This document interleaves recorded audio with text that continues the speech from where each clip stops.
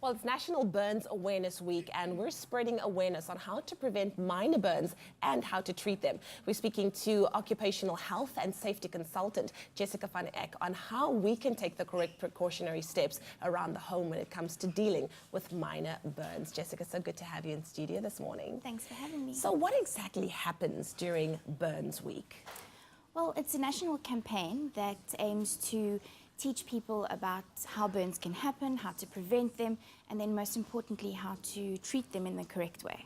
I know that children are the ones that are most susceptible to getting burns around the house because they're always busy, they're touching things. How can one prevent or rather lessen the chances that they're going to get burnt? There are a few basic principles that we should all be applying at home.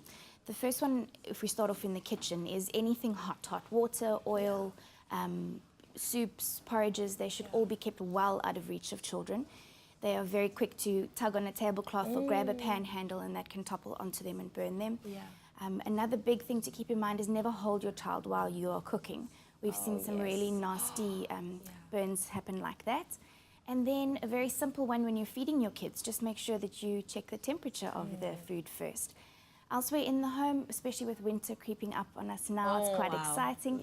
We're going to have nice fires in the fireplace and heaters, exactly.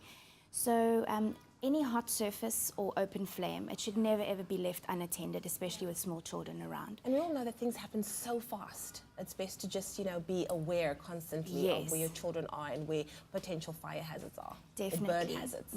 Another big one is if you're going to make use of sand to put out a fire, keep in mind it'll put the flame out, but it actually can still retain that heat for hours afterwards.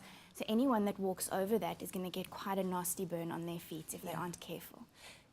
So, and let's say a burn does happen. What is the next step that we have to take? Because I think that's where we make the biggest mistakes. We all have misconceptions as to what you need to do, little old wives' tales that I heard last week was completely wrong. So in your opinion, what are the right steps to take should a burn take place? It doesn't need to be an opinion. We get given a very clear instruction. Give it to us, forget all the home remedies. No butter, no milk, no eggs. People love to use toothpaste, anything menthol like a vapor rub, petroleum jelly, dishwashing liquid, vanilla essence, I think was my favorite. Oh my goodness. All of those are, if anything, going to lock in the heat because of the high oil content. Of course. So the longer we leave that heat in there, the worse the damage is going to be. What we want to do, the only correct treatment for burn anywhere on the body, any form of burn, is cold running water. So you place the area under cold running water for at least 15 to 20 minutes. That's going to remove the heat and control the damage. If we take longer, the burn is going to be much deeper and it's got a higher chance then of sending the person into hypovolemic shock. Once you've cooled the area, you can then apply a clean, sterile dressing just to help prevent infection. Now, we all know that burns can sometimes leave very nasty scars, unfortunately. What would you recommend we use to kind of help the healing process to minimize scars? Okay, so once you've treated the burn, so it's been cooled thoroughly, the heat has been removed, you've maybe even seen a doctor, as home care or aftercare, something like tea tree oil is excellent. It's got antiseptic and antibacterial properties, so that can help to prevent infection, which is a great concern with burns. And it helps with inflammation and it helps with reducing scarring.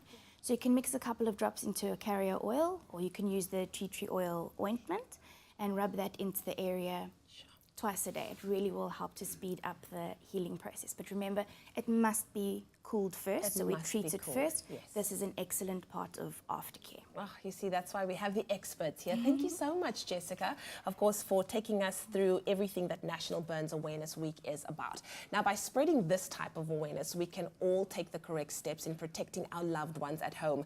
The Thursday Plantation range offers us a 100% pure tea tree oil that restores your skin to its healthiest and assists in soothing pain, irritation, and discomfort. Treat yourself naturally with Thursday Plantation Tea Tree Oil.